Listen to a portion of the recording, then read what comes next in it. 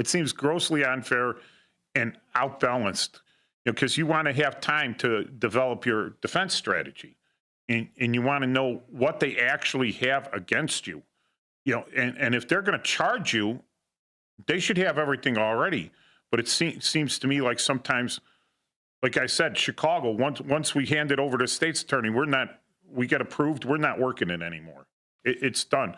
But it seems like at the feds, they charge the people, and then they continue to gather more and more evidence. So they can maybe not even have an open and shut case. They're just charging the person to hopefully scare them into talking her. They also do things where they re-indict you for additional charges, and you really can't do that in the state, because if you didn't charge them, there's that they call it a 4-term rule, which is called, you have like 120 days to go to trial unless there's a continuance if you're in custody, or it could be continued a little bit longer to 160 days if you're out on bond.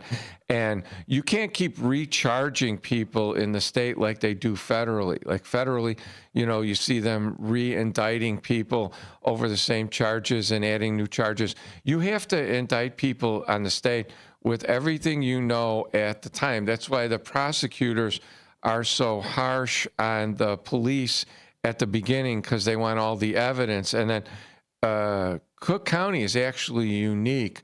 They're one of the few places in the United States where they have what they call felony review. So before a case can get charged, that it has to go to a prosecutor in a specialized unit to look it over to see if there's enough evidence, and then it has to be approved that way. Otherwise, it won't even get charged. Yeah, no, I understand that fully. Sometimes me and the felony review guys weren't exactly friends. So what amendment of the Constitution? I know you fair and speedy trial. What amendment was that? It's the 6th. The 6th Amendment, the right to a fair and speedy trial. And is it written down what and has there been case law on federally what the time is on that? I don't know what the federal rules are, but the state rules are in the Speedy Trial Act. It's in the state statute, and it prescribes what. And then there's an additional, I think, an additional 20 to 30 days for a special reason, like if a witness is out of state. It's usually unusual. People don't demand trial. But when you do, the time limit is on you, and all the time. See, like when a police officer picks somebody up, okay, the day starts. That starts part of the 120 or 160 days. From the day they're arrested. From the day they're arrested, and it might not see a prosecutor who's going to do the case for 30 days. So 30 days are down already. Yep. And they get really excited when people say that they demand trial. That's why you also see something unique. If you ever see a case that's dismissed, you'll see them say DDT, the defendant demands trial. Okay, and that kind of actually it kind of ties into Jesse Smollett. Because when he had his deal initially with Kim Fox's group, when you plead guilty, the lawyer always says, and judge, as to the remaining or unsettled charges, DDT, that's the defendant demands trial. So if it goes beyond 160 days, then there's nothing they can do. In this case, there was a new prosecutor brought in, Dan Webb, was the special prosecutor, and then he added some additional charges. So he was trying to do the federal trick, right, to the state, right, and they found out with Bill Cosby that you can't do that. You have to honor all deals, and so the Illinois Supreme Court said, you have a deal, you have a deal, and you cannot back out on a deal because that's somebody's life and somebody's jeopardy, and you really cannot back out on any deal. Okay, so that's something I just learned now, because I thought that the Supreme Court had overturned it because they thought he may have been innocent, but they overturned it on technical reasons. Right. That he was mischarged. Well, His Sixth Amendment right was violated. in essence, it's double jeopardy because he already agreed. He already agreed to a sentence, and he was under pain of sentence, which, if you could call it that, he had to do community service and some other things. But that is a sentence. Yes. And then they gave him a new one and then said, hey, you're off to jail, right? And you can't do that because fundamentally, that's why this country was started. That's why we broke away from England, for the justice system. And so that, we have rights here that they didn't have anywhere else.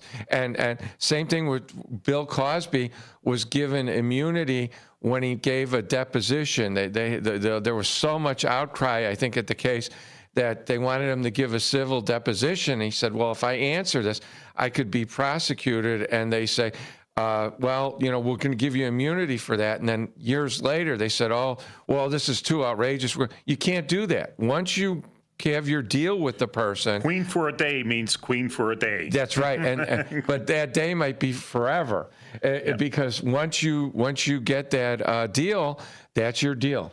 So that's like a term I don't think a lot of people outside law enforcement know.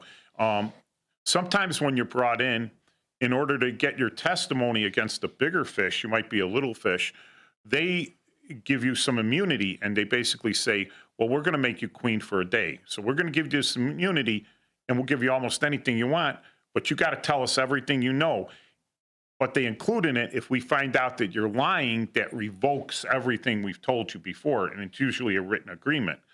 So we see a lot of these bad guys walking around, and you wonder why they're still walking around. It's usually because they were queen for a day, and they flipped on someone else. All right, so I used to always try never to do that. I used to always try never to have a case where there's immunity, because that was a real big problem. And another thing is, I also try, you cannot use in trial a co-defendant's statement against the person there. He has to actually come in and testify, because if you use that would be unfair to use somebody else's statement against a different person, and I would refrain against using co-defendants too. Well, if you have a living person, a witness, right, or whatever, he's a co-defendant, he's a witness, and any statement he gives you before court, if he's still alive and the defense demands to see him in court, then wouldn't what he told someone else be considered hearsay, because he's still alive and he could testify first person to you, but now he's only testifying through publication. True, but the statement might be a source later on of impeachment if it's different than what he's saying now. Yes. Okay. So we're streaming now, and we weren't streaming earlier, so all the hiccups were taken care of, the electronic hiccups, the, what do you call them, gremlins in the system, or the ghost in the system. So we've been talking about prosecutions, the law.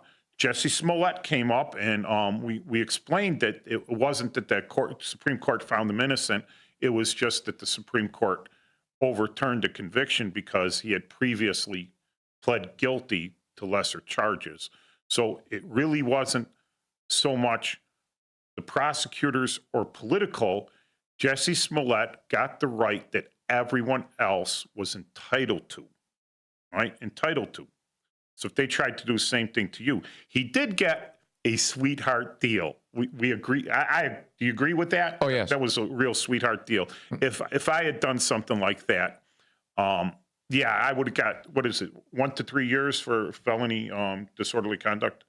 It could be, yes. Yeah, so I would have got the full 3 years with no parole, no time off for good behavior, and then they would have threw me in solitary and Bologna and bread and water. Bologna, bread and water. At least you get bologna. Yeah. All right, so we get coming up on to 4 minutes, 3 minutes. I'm talking real fast. So, Paul, who do you think is the better hero, Edmond Dantes or John Valjean? Neither. They were both convicted. Neither of them? Mm-mm. All right, so if people don't, John Valjean is from Les Miserables, all right, and he went to prison originally for 5 years for stealing a loaf of bread to feed his sister's kids. And Edmond Dantes was thrown in prison for life on a political charge if he knew too much. And he's the Count of Monte Cristo. So he comes out and gets revenge. And what's funny is that John Valjean comes out and he doesn't look for revenge. You know, but It finds him. one of the old guards finds him, and for almost no reason, because he knows Jean Valjean is a convicted felon, and all of a sudden Jean Valjean is rich and acting like a citizen and everything, and actually became a mayor of a town for a while. And he just, it's burning him up that he's just still a low-level civil servant, and this guy that was in prison that did 20 years because he kept trying to escape, you know, was disrespected guy. So having read both of the books and now seeing the latest French remake of The Count of Monte Cristo, and they got it semi-right, but then semi-right. It was okay, but they took a lot of liberties with the book. And so when we come back, we're going to... We still have 2 minutes. 2 minutes. Yeah. Yeah, so if anyone's out there wants to call in and tell us about how there were some people were wrongfully charged or overcharged or undercharged, and they want to discuss that and the different levels of prosecution and which prosecutors handle what, please give us a call. All right, we're at 847-931-1410. If you don't want to have your voice on the air because you're one of those guys that was queen for a day and you don't want your voice heard, you could just text us at 505-926-1410. Or now that we're streaming again, we're going to be on the YouTube, YouTube live, and you could hit us up with the comments there, and we'll get out with it. So getting ready for the commercials. I've always taught to speak fast because you got 3 minutes to brief the general. Get all the information out there before they hook you off mid-word. All righty. Sounds good. So we'll be back, folks, with more here on WRMN AM 1410, Voice of the Valley, Talk of the Town. We're broadcasting live here from downtown Elgin, serving the Fox River Valley. We'll be back with more in just a little bit. And that's, comrades, this is Chief Guard of the Republic Radio Show with your co-host, Mike Tuman and Paul Burvitt, every Saturday, noon to 1, WRMN, 1410 AM, Fox River Valley Media Network. Streaming on WRMN1410.com. Studio number for voice is 847-931-1410. Like I said, if you don't want your voice recognized over the air, you could just text us at 505-926-1410. And it gets a little mixed up. They can't track you as much because it's got to go to New Mexico first before it comes to us. And then you could always make comments on our Facebook Live WRMN 1410 channel. We do have some comments. We do. Yes. We have Brendan here saying, hello, I'm Brendan, I'm listening. Hi, Brendan. And Hi. we've also got Dennis Sonar Green tuning in. Thanks for a great show. Where can a vet go to find more information about veteran activities or services when they move to a new town? Okay, so when you move to a new town, I would say the best place is look for your local VFW or your local American Legion. All right, even if you're not a member, let's say you were in the service, but you didn't, Veterans of Foreign Wars, you didn't go over and fight over, you didn't go fight overseas, or you weren't deployed overseas, you're just stateside, so you can't get into the VFW, right? Or an American Legion, pretty much anyone that served 1 day of active duty after December 7th, 1941, get into American Legion. You don't have to join the post, but if you go to their post and find when their meetings are, sometimes they're on the internet, sometimes they have a bar and they have information there. That's a good place to go to find out the services in the area because these guys are local, right? Or go to the closest Veterans Administration, maybe a hospital, but we have Hines and we have Lovell, but there's also satellite offices, the closest one to your house. And the third thing I'd say is that usually the state or the county will have a Veterans Commission, and they'll have an office somewhere local to you. And maybe just the city. Go to City Hall and say, what do you got for veterans? The Attorney General's office has a veterans They do. department, and so do many counties. Yes. Yes. Very So- good. Yeah. And so now we were discussing the prosecutions and the law about that. So we had a little insight there. And one of the things we have in Illinois in the counties is the Assistant State's Attorney's Office. So the state's attorneys to prosecute the crimes on the county level. And in other states, you hear district attorney. Now, are those? They're basically state's attorney. We call our district attorneys on the local level state's attorneys here. Kind of a throwback though. Federal U.S. attorneys, they do civil cases, like environmental and things like that, and they do also criminal cases, and they do organized crime cases, they do public corruption cases, they do tax cases and things like that. But they also have a tax bureau they used to call it Main Justice, which is in D.C. So some tax cases are done out of Washington, D.C., but they're done locally. Some of them are done by the IRS here through the U.S. Attorney's Office. But the U.S. attorneys generally in cases, criminal cases, unless it's something unique, they used to have a $10,000 threshold. And if the case was $10,000 or more, they would take it. But then we heard it went to $100,000.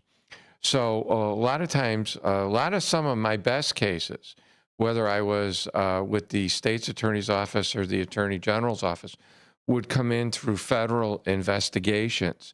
So they are given permission to do their cases, and they could bring them locally. And that was great because I'll tell you, some of the best handwriting and stuff like that was done through either the postal inspectors. Oh, yeah, they have resources and experts.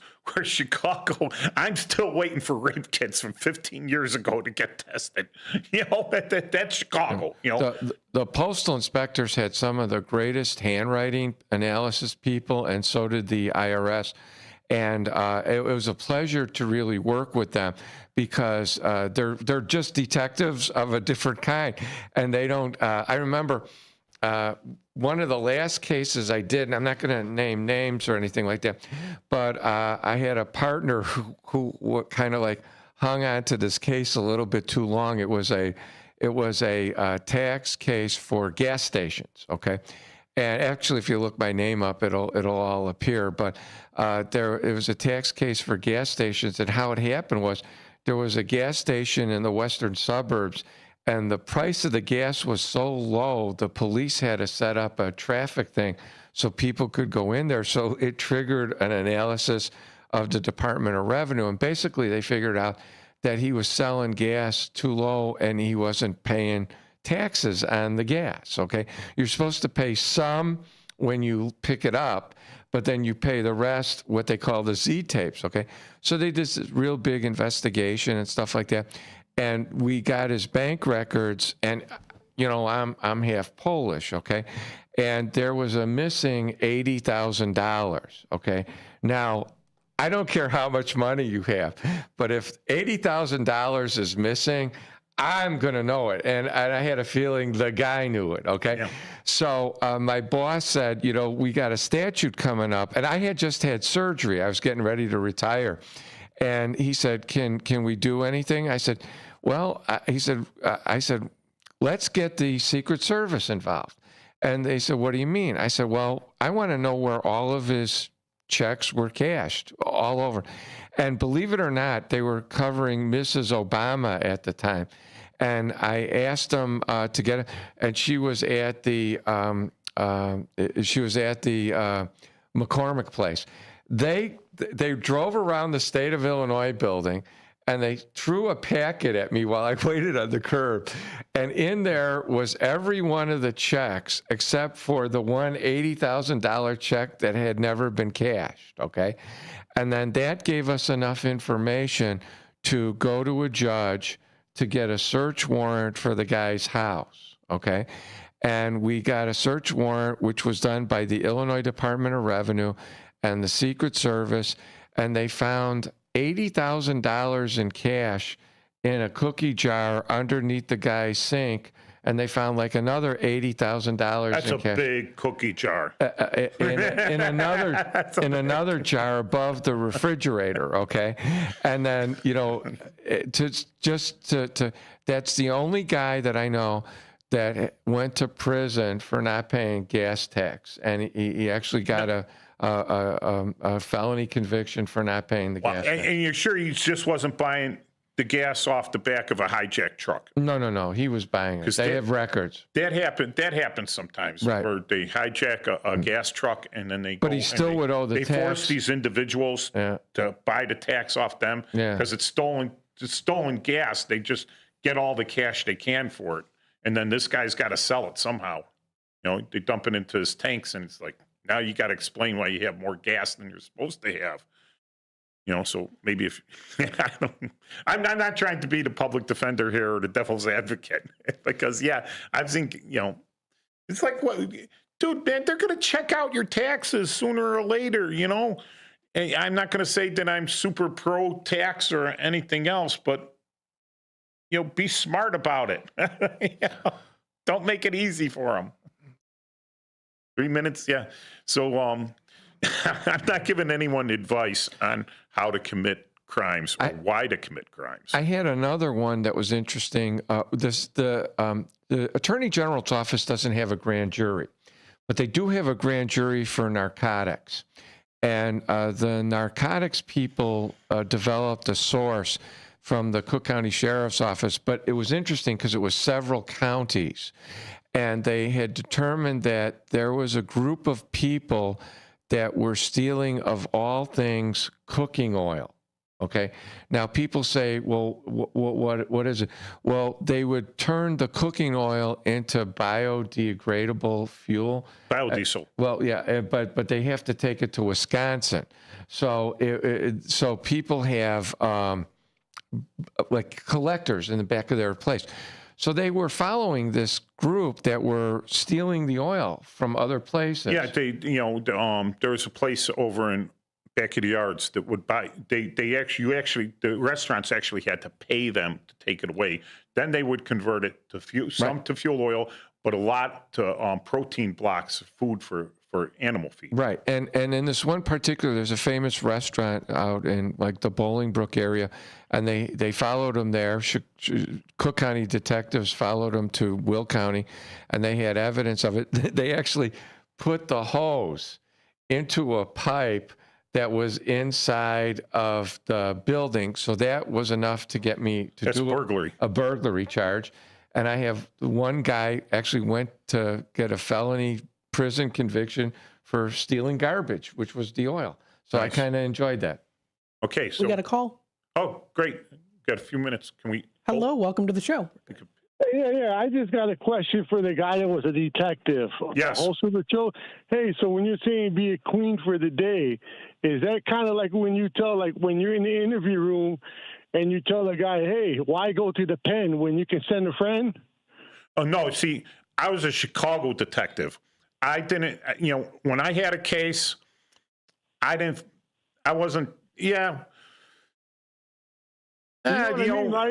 or twice, I would have to explain to kids that, either you're a witness or you're a co-conspirator or you're an accessory. All right. So what are you going to be, a witness or accessory? And this guy enough or love this guy enough that you're going to risk going to prison because of something he did. And usually that's because I knew who pulled the trigger or who did the crime, all right? So I got this other kid and I want to make him give a statement against that. But those co-conspirators and associates, they don't really take their testimony, the state's attorneys, like Paul was saying, for felony approval, all right? We'd have to get felony approval. They don't take those testimonies as strongly as they would an independent witness. So it does happen, yeah. There's an interesting thing you find out, though, when there's 4 people in the car and you take all their statements. None of them were the one that did the shooting, but everybody else did the shooting. Well, see, here's the thing. I had a case like that where I got 4 guys in a car. Well, I didn't. The 10th district did. And they picked up 4 guys in the car, and there was a gun under the front seat, a loaded gun in the front seat. And they brought in all 4 of the guys, and I called the state's attorney. I says, yeah, I want felony charges on all 4 of them, because the law on the book says a gun in the car, all right, is prima facie evidence that everyone in the car was in possession of it. So I says, Even if it's not loaded? What? Even if it's not loaded? Even if it's not loaded. It's wow. prima facie. I Look in never the knew book. that. Look in, what is that, 24? Yeah. Yeah, that's ILCS 5/12/24. It says right there, prima facie evidence. And I'm telling the state's attorney there, I says, I don't need to prove it. It says it's prima facie. It was in the car. The police found it. There were 4 people in the car. They all possessed that gun. So I could have went and said, all 3 of them, and said, hey, listen, I'm getting one guy charged. Whose gun is it? But I thought that I didn't need to do that because of the way the law was written. But it could be interpreted differently by different people. Okay. Yeah. But, I would focus on the crime at hand. Like when I was in patrol and you'd stop a guy and he's got like 8 rocks on him. And you go to lock him up for the 8 rocks, and he's like, wait a second. If you drop these dope charges, I'll tell you where a gun's at. Because when you lock him up on the dope, all right, he's losing the 8 rocks. He's losing whatever cash he has. And when he gets out, he still owes the guys $100 to the Pac-Man, which he doesn't have, and he doesn't have the dope to sell because we took that from him. And now, unless he steals that money, beats someone up, robs them, borrows $100 to give back to the Pac-Man, he's going to get gang-violated Pumpkinhead. So he's willing to give up a gun off the street, like, oh, I know where the gang's hiding their gun, because if he stays on the street to sell his dope, he's likely, right? He's more likely to survive, right? So I'd always be like, nah, I got you for the dope. Why do I want the gun? So if he told you you got me on 4 rocks, I'll give you somebody that I can get you with 3 or 4 8 balls at one time. Would you drop the charges on him and take the guy with the 4 8 balls? No, I take the guy. I take the bird in the hand every time. Because here's the thing. Then the guy beefs on you, false, oh, he beat me up and he got this information out of me, and that's why he locked up the other guy. And then he comes in and testifies on behalf and says, I never told the detective that. Yeah. Why would I take it? I don't know these people. They'll stab me in the back in a heartbeat. Take the bird in the hand. All right. That sounds good. All right. All right, thank you. I know it's up there. All right, have a good day, buddy. Hey, great. Thank you for calling in. Appreciate the call. You're welcome. And we go into commercial now? We'll go to a commercial break, and we'll be back with more in just a bit. Stay tuned.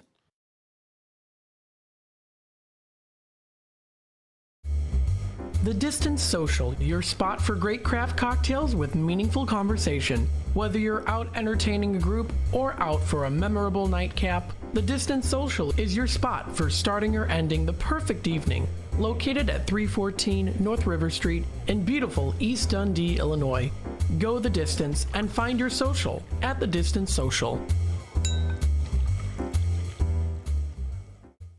Tune in to Around the House every Saturday night from 5 to 7 p.m. on WRMN. Join Eric and his expert guests for a fun and informative journey into the home improvement and healthy living lifestyle. Whether you're tackling a DIY project or thinking about your home's wellness, we've got you covered. Say goodbye to stress and hello to solutions that save you time and money. Around the House every Saturday night from 5 to 7 p.m. What makes a great pizza restaurant? The obvious answer, great pizza. A local favorite since 1983, Pizza Pub Wisconsin Dells has been serving up the best pizza in the Dells. Year after year after year. Not hungry for pizza? Try the homemade lasagna, chicken parmesan, burgers, salads, and an extensive kids menu. Or take a trip or two to the all-you-care-to-eat lunch buffet. Pizza Pub, walking distance to water parks and hotels in Wisconsin Dells. Come see the only train-themed restaurant where all the seating is on the tracks. Two Toots Train Whistle Grill on Main Street in both Bartlett and Glen Ellen is always fun and always fresh. Two Toots Train Whistle Grill serves 100% grass-fed beef hot dogs and burgers. There's also chicken nuggets, mac and cheese, and more, all loaded up on 2 Lionel O scale trains and delivered directly to your seat. No one sits away from the fun, regardless of age. When a train arrives delivering your food, you'll smile ear to ear. Visit twotoots.com. The weather is getting better, and we know it's the time when ladders and DIYers come out.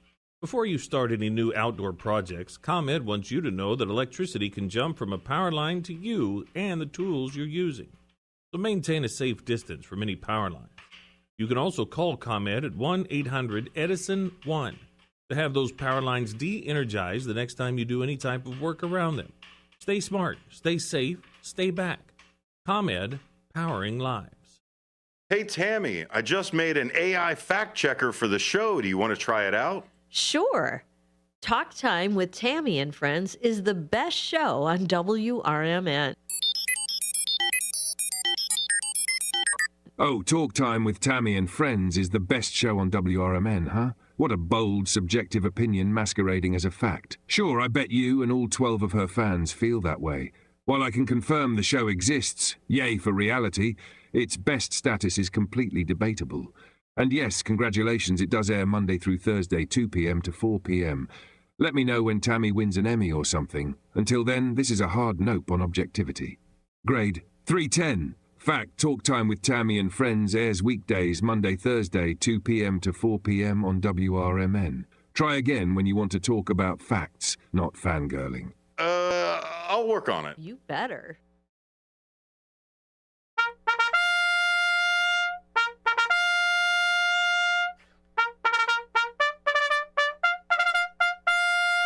Fixed bayonets, comrades. We're back for the last part of the Chief Guard of the Republic radio show with your co-hosts Mike Tooman and Paul Burvid. By this time, you should know you're on 1410 AM or you're streaming with us on. Oh, we have 6 minutes. I'm just telling you. Yeah. We're streaming in on Facebook Live. All right, you could still call us in. We got 6 more minutes.